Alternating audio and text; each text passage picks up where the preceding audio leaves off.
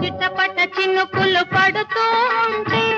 చెలికాడే సరసన ఉంటే చెత్తా పట్టగ చేతులు పట్టి చెట్టు నీడకై పరుగెడుతుంటే చెప్పలేని ఆహాయి ఎంతో వెచ్చగా ఉంటుందోయి